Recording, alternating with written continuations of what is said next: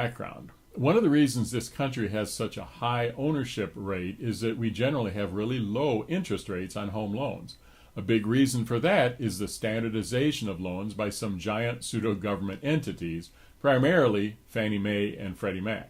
About 80% of home loans meet these standard guidelines, and it allows for easy interchange of loans by big institutional investors. Loans that conform to these standards are referred to as conforming loans. Again, this is about 80% of home loans. As you probably know, not everyone gets the same interest rate when they purchase a home. That is because of the loan level pricing adjustments. These adjustments compensate for variations in each loan, like the size of the loan, the type of home the loan is used for, the credit score of the borrowers, the occupancy of the home, and even the physical location of the home. This standardization is normally great. However, when this group changes its standards every few years, it impacts a lot of home buyers. The loan level pricing adjustment changes for 2023 are quite significant. Here are 4 examples of negative impacts.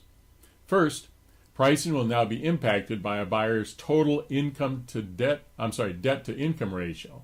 If a buyer's monthly debt payment is above 40% of their income, they will face a pricing hit.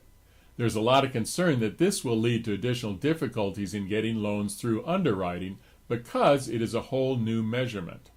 Second, for the last 30 years or so, if a buyer's credit score was above 740, they basically had access to the best pricing. The vast majority of the buyers in our office have had scores above 740. Now a buyer needs to have a 780 or above to get the best pricing level. Third, refinancing will reportedly be more expensive than a purchase loan. Fourth, there are now situations where it makes sense for a 20% down buyer to actually just use 19% down and pay private mortgage insurance because of the interaction between down payment adjustments and private mortgage insurance. So here are 3 positives of the changes.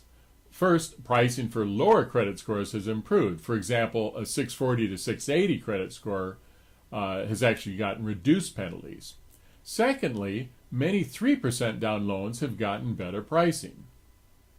And then third, there are now situations where the buyers have qualifying incomes equal to or less than 100% of the area average will not be subject to these new adjustments.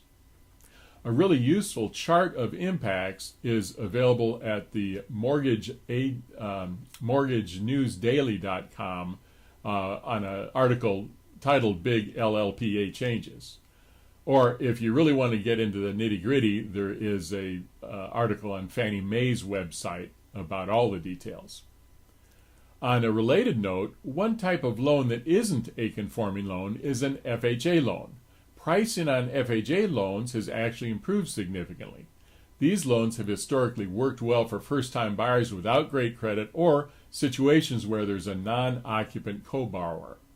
The bottom line here is that mortgage approval criteria have changed. If you have a pre-approval from the first quarter or before, you need to go back to them and get an update. Thanks for stopping by, and